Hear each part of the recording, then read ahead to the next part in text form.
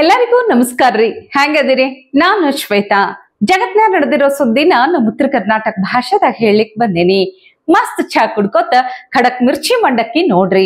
ನೋಡಿ ಸುಮ್ ಕುಂದ್ರಬೇಡ್ರಿ. ಮತ್ತ ನಮ್ಮೆಲ್ಲಾ ವಿಡಿಯೋಸ್ಗಳನ್ನ ಲೈಕ್ ಮಾಡ್ರಿ. ನಿಮ್ಗೇನ್ ಅನಿಸ್ತದೆ ಕಮೆಂಟ್ ಮಾಡ್ರಿ. ನಿಮಗೆ ಗೊತ್ತಿದ್ದವ್ರಿಗೆಲ್ಲ ಶೇರ್ ಮಾಡ್ರಿ. ಇನ್ನು ನಮ್ಮ TV Vikrama digital channel subscribe ಮಾಡುವುದಂತೂ ನೆನಪಾರ್ಬೇಡ್ರಿ.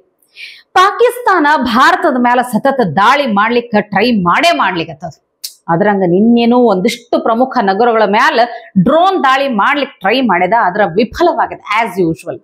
ಜಮ್ಮು ಮತ್ತು ಕಾಶ್ಮೀರ ಆಗಿರಬಹುದು, ಪಂಜಾಬ್, ರಾಜಸ್ಥಾನ ಮತ್ತು ಗುಜರಾತ್ ಸೇರಿದಂಗ ಒಂದು 36 ನಗರಗಳನ್ನ ಟಾರ್ಗೆಟ್ ಮಾಡ್ಕೊಂಡು ಪಾಕ್ ಡ್ರೋನ್ ದಾಳಿ ಮಾಡ್ಲಿಕ್ಕೆ ಪ್ರಯತ್ನ ಪಡ್ಲಿಕ್ಕತ್ತದ. ಆದ್ರೆ ಅದೆಲ್ಲಾನು ಭಾರತೀಯ ಸೇನೆ ವಿಫಲಗೊಳಿಸ್ಲಿಕ್ಕತ್ತದ. ಅದಕ್ಕೆ ಪ್ರತಿಯಾಗಿ ಪಾಕಿಸ್ತಾನದ 4 ವಾಯು ರಕ್ಷಣಾ ತಾಣಗಳ ಮೇಲೆ ನಮ್ಮ ಭಾರತೀಯ ಸೇನೆ ದಾಳಿ ಮಾಡ್ಯದ. ಡ್ರೋನ್ ಮೂಲಕ ವಾಯು ರಕ್ಷಣಾ ರಡಾರ್ ನಾಶ ಮಾಡುದ್ರಾಗ ಭಾರತೀಯ ಸೇನೆ ಯಶಸ್ವಿ ಆಗಿದೆ. ಆದ್ರೆ ಇದೆಲ್ಲದ್ರಾಗ ನನಗೆ ಒಂದ್ ಅರ್ಥ ಆಗಲಾಗಿದ್ರಿ. ನೋಡ್ರಿ, ಪಾಕಿಸ್ತಾನದ ಬಳಿ ರೊಕ್ಕ ಇಲ್ಲ. IMF ನಿಂದ ಸಾಲ ತಗೊಳಿಕತ್ತದ. ಸ್ವಂತ ಏರ್ ಡಿಫೆನ್ಸ್ ಸಿಸ್ಟಮ್ ಇರ್ಲಿಲ್ಲ ಅಂತ ಚೀನಾದೇ ಏರ್ ಡಿಫೆನ್ಸ್ ಸಿಸ್ಟಮ್ ಬಳಸ್ಲಿಕ್ಕತ್ತಿತ್ತು ಇಷ್ಟು ದಿನ, ಎಷ್ಟು ವರ್ಷ. ಒಟ್ಟು ಪಾಕಿಸ್ತಾನ ಆರ್ಥಿಕವಾಗಿ, ರಾಜಕೀಯವಾಗಿ ಎಲ್ಲಾ ರೀತಿ ಠುಸ್ ಪಟಾಕಿ ಇದ್ರೂ ಈ ಒಣ ಸೊಕ್ಕು ಧಿಮಾಕ್ ಮಾತ್ರ ಇಳ್ದಿಲ್ಲ ನೋಡ್ರಿ.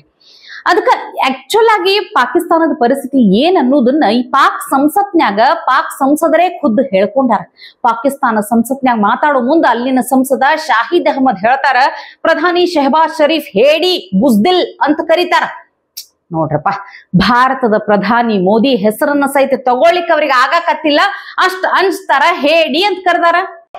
ಜನಾಬೆ ವಾಲಾ, ಕಿತನೆ ದುಃಖ ಕಿ ಬಾತ್ ಹೈ, ಕಿತನೆ ಅಫಸೋಸ್ ಕಿ ಬಾತ್ ಹೈ कि हुकूमती पार्टी जो अपने आप को सिवान की सबसे बड़ी पार्टी कहती है, उसके वुज़रा मुशरा से प्रेस कॉन्फ्रेंस में जब सवाल किया जाता है कि क्या वजह है आपका लीडर हिंदुस्तान पे जो हमला किया मोदी दहशतगर्द ने जो हमला किया है, आपका लीडर नवाज शरीफ उसके मतलब कोई बात क्यों नहीं करता, तो वो आगे से उस डाइस से उतर जाते हैं और फिर जाते जाते कहते हैं मरवाना है हमें।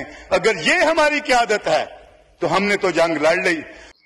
ಇನ್ನು ಭಾರತದ ದಾಳಿ ಶುರು ಆದ ಮೇಲೆ ಪಾಕಿಸ್ತಾನ ಸೇನೆ ಫುಲ್ ನಿರುತ್ಸಾಹ ಆಗ್ಬಿಟ್ಟೈತಿ, ಉತ್ಸಾಹನೆ ಕಳ್ಕೊಂಡೈತಿ ಅಂತ ಹೇಳಲಿಕತ್ತಾರ. ಅಷ್ಟೇ ಅಲ್ಲ, ಅಸೀಂ ಮುನೀರ್ ತಲೆ ತಪ್ಪಿಸ್ಕೊಂಡು ಬಚ್ಚಿಟ್ಕೊಂಡು ಕುಂತಾರ. ಇಂಥ ಪರಿಸ್ಥಿತಿ ಪಾಕಿಸ್ತಾನದಾಗ ಐತಿ. ದಾಳಿ ಆದ್ಮೇಲೆ ಪ್ರಧಾನಿ ಮೋದಿ ಅವರ ಹೆಸರನ್ನ ಯಾಕೆ ಉಲ್ಲೇಖಿಸಲ್ಲ, ಯಾಕೆ ನಿರಾಕರಿಸ್ತೀರಿ ಅಂತ ಪತ್ರಕರ್ತರು ಯಾರೋ ಕೇಳಿದ್ದಕ್ಕ ಆ ಪ್ರಧಾನಿ ಶಹಬಾಜ್ ಶರೀಫ್ ಏನ್ ಅನ್ಬೇಕು, ಸೈಡ್ನ್ಯಾಗ ಬಂದು ಮರ್ವಾನ ಹೇ ಕ್ಯಾ ಹಮೆ ಅಂತ ಕೇಳ್ತಾರಂತ. ಹಂಗಂದ್ರ ನೋಡ್ರಿ, ಮೋದಿ ಹೆಸರು ತಗೊಳ್ಳಿಕ್ಕೆ ಇಂಥ ಪರಿ ಅಂಜೋರು ಯುದ್ಧ ಮಾಡ್ತಾರ. ಇವ್ರು ಎಂಥ ಹಣೆ ಬರಂತೀನಿ. ಇಷ್ಟು ಬರಗೆಟ್ಟ ಪರಿಸ್ಥಿತಿ ಇದ್ರು ಇನ್ನ ಕೈಲಾದಷ್ಟು ಯುದ್ಧ ಮಾಡ್ಬೇಕೆ ಅಂತಾರಲ್ಲ, ಏನ್ ಹೇಳ್ಬೇಕಿಂತವ್ರದ್ದು ನೋಡಿದ್ರಿಲ್ಲ. ಅಷ್ಟೇ ಅಲ್ರಿ, ನಿಮ್ ಭಾಷಣ ಮುಗಿಯೋದ್ರಾಗ ಯುದ್ಧನೇ ಮುಗ್ದಿರ್ತೈತಿ ಬಿಡ್ರಿ ಅಂತ ಹೇಳಿ ಪ್ರಧಾನಿಗೆ ಅಲ್ಲಿನ ಪಾಕಿಸ್ತಾನಿ ಮಂದಿಗಳೇ ಆಡ್ಕೊಳಿಕತ್ತಾರಂತ. ಅಷ್ಟು ತೀರಾ ನಗೆ ಪಾಟಲಿಗೆ ಈಡಾದಂಥವ್ರು ಮತ್ತಿನ್ನೇನ್ರಿ ಸೋಲ್ ಒಪ್ಕೊಂಡು ಸುಮ್ಮನೆ ಇರ್ಬೇಕ್ರಪ್ಪ. ಯಾರಿಗ್ ಬೇಕ್ರಿ ಯುದ್ಧ, ಸಾವು, ನೋವು? ಯಾಕಂತೀನಿ ಇಷ್ಟೆಲ್ಲ. ಆದ್ರೂ ಇಷ್ಟಾದ್ರೂ ತಮ್ಮ ಸೊಕ್ಕು ಧಿಮಾಕು ಬಿಡಲ್ಲ. ನಾವ್ ಹಿಂಗೆ ದಾಳಿ ಮಾಡ್ತೀವಿ ಅಂತಂದ್ರ ಭಾರತೀಯ ಸೇನೆಯರಿಗೆ ಏನ್ ಮಾಡ್ಬೇಕು? ಅವ್ರಿಗೆ ಯಾವ ಭಾಷೆದಾಗ ಅರ್ಥ ಆಗ್ತೈತೋ ಅದೇ ಭಾಷೆದಾಗೆ ಪ್ರತ್ಯುತ್ತರ ಕೊಡ್ಲೇಬೇಕಾಗ್ತದ. ಇನ್ನಿ ಭಾರತ ಪಾಕ್ ಯುದ್ಧದ ನಡುವ ಇಲ್ಲೊಂದು ಘಟನೆ ರಪ್ಪ. ಇದ ಟೈಮ್ನಾಗ ಲಗ್ನ ಆಗಿತ್ತು. ಲಗ್ನ ಆಗಿ ಜಸ್ಟ್ 3 ದಿನಕ್ಕೆ ಸೈನಿಕರೊಬ್ರು ದೇಶ ಸೇವೆಗೆ ಹೊಳ್ಳೆ ಹೋಗ್ಯಾರ ನೋಡ್ರಿ. ಪಾಪ ಮಹಾರಾಷ್ಟ್ರದ ಯೋಧ ಮನೋಜ್ ಪಾಟೀಲ್ ಅಂತ ಹೇಳಿ ಮೇ 5ನೇ ತಾರೀಕು ಲಗ್ನ ಆಗ್ಯದ. ಲಗ್ನಕ್ಕೆಲ್ಲ ತಯಾರಿ ಮಾಡ್ಕೊಂಡಿದ್ರು. ಲಗ್ನ ಆಗ್ಯದ. ಮನೋಜ್ ಪಾಟೀಲ್ ಮತ್ತೆ ಯಾಮಿನಿ ಅನ್ನೋರ್ದು ಲಗ್ನ ಆಗಿ 3 ದಿನಕ್ಕೆ ಮೇ 8ನೇ ತಾರೀಕು ಮತ್ತೆ ದೇಶ ಸೇವೆಗೆ ಹೊಳ್ಳೆ ಹೋಗ್ತಾರಂದ್ರ ನೀವು ವಿಚಾರ ಮಾಡ್ಬೇಕು. ತಂದೆ ತಾಯಿ ಈಗಷ್ಟೇ ಮಗನ್ ಲಗ್ನ ಮಾಡ್ಯಾರ, ಇನ್ನು ಹೆಂಡತಿ ಗಂಡನ ಜೊತೆ ಹೊಸ ಜೀವನದ ಕನಸು ಕಾಣ್ತಿರ್ತಾರ. ಅಂಥ ಟೈಮ್ನಾಗ ಲಗ್ನ ಆಗಿ 3 ದಿನಕ್ಕೆ ಅವ್ರ ತಂದೆ ತಾಯಿ ಆಗಿರ್ಬಹುದು, ಅವ್ರ ಹೆಂಡತಿ ಆಗಿರಬಹುದು, ಸೇನೆಗೆ ಅಂದ್ರೆ ದೇಶ ಸೇವೆನೇ ಮುಖ್ಯ, ಜೀವನ ಬಿಟ್ಟು ದೇಶ ಸೇವೆಗೆ ಕಳಿಸ್ಲಿಕ್ಕೆ ಅವ್ರು ತಯಾರಾಗ್ತಾರ.